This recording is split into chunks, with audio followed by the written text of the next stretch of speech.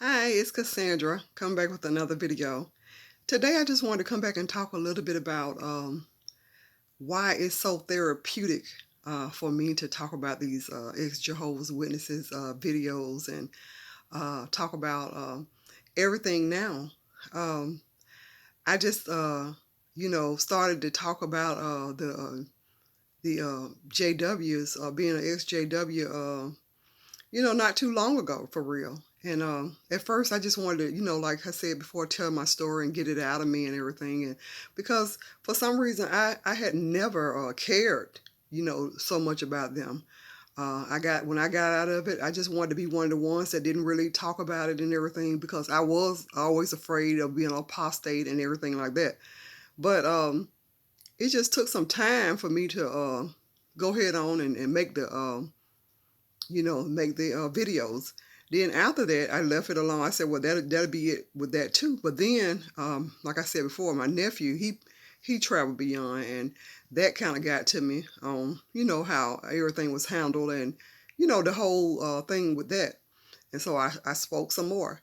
And now I just remember just thinking how when I was married to my second husband, and some witnesses had came by and everything, and they wanted to, to speak to us and everything, and I told them, I said, well, I used to be, a part of it, but I'm not anymore, and so not knowing that when you tell them that information, then they sent some men out, some elders out, and after that, they knocked on the door and everything, and my husband, he didn't know anything about all that mess and everything. So, you know, he just opened the door, and they were uninvited and everything because they didn't tell us, they didn't schedule a day or anything, but they just came on in, and we said okay, and we were beginning to talk about everything, and they was asking me, did I have any problems with anything, and the reason why I didn't want to be a part of the organization anymore and everything, because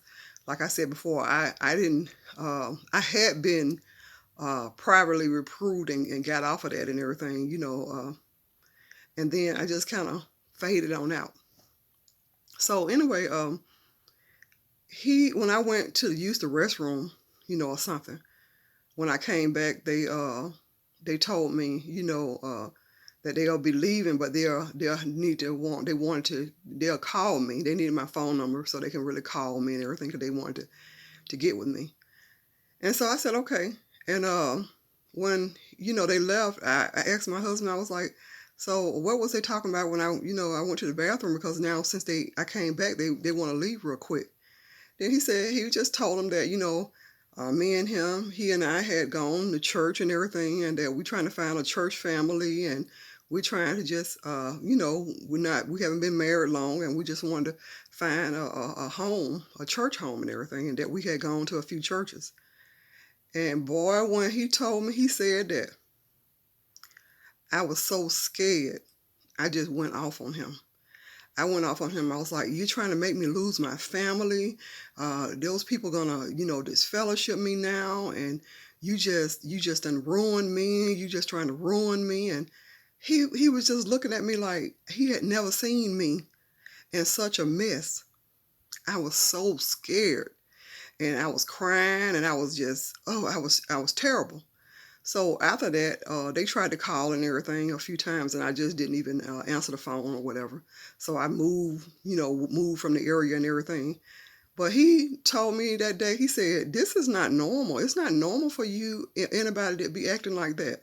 And that's when he told me the story of the Jim Jones compound, and how he had to be the one to bag those bodies and everything up. He said because the way I was carrying on, I had been really a part of a real bad cult, because he said, why would you be scared to visit another church or another anything? You're not free to go anywhere. I said, no. I said, because if they're going to come back and, disfellowship me, I don't have any kind of repentance attitude or anything. So they're going to disfellowship me, and I'm going to lose my mom and, my sisters, my her children that were still in there and everything. And I said, please.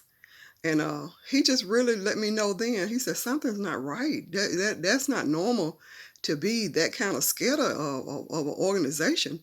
We all believe in Jesus. It's not like you going to a satanic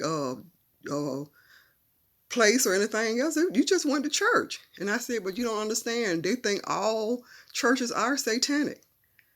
He said, well, they just seem so nice and kind. I had no idea that they go around really judging people like that. And I said, yes, they'll pretend that they're nice. I said, but everybody is, it's all about demons and satanic and everything. Now they're going to have to find me and disfellowship me. So that's how I never did get disfellowship, because I was really on the run from them. And then I knew that, if they ever found out I had been to church and everything, and that, just whatever, they would disfellowship me, and I didn't really want that. So finally, when you run so far and so much, and they kept knocking on the doors and everything when I moved somewhere else, and I just told them, I was like, I'm not interested in it. They said, is it any reason? I said, I'm just not. I was kind of scared to tell them that I had been in it before and got out of it. Then finally, it's just something just started, my strength started coming. And I started saying, you know what? I'm going to tell these people that I used to be in it, but I don't want them coming to my house. And so I started in on that, started telling them, don't come to the house, because I used to be a part of it, but I don't want to anymore. Then they sent the brothers again. And so I missed a few, them coming and knocking on the doors. And finally, they left a phone number for my daughter for me to call. And by the time I called them, I was so ready to talk to them. But for some reason, they never did come back. But at that point, I decided that I wanted to write a letter, not because I felt like I owed them anything, and I wanted to be a good member or something, but I wanted them to know that I was never interested at all.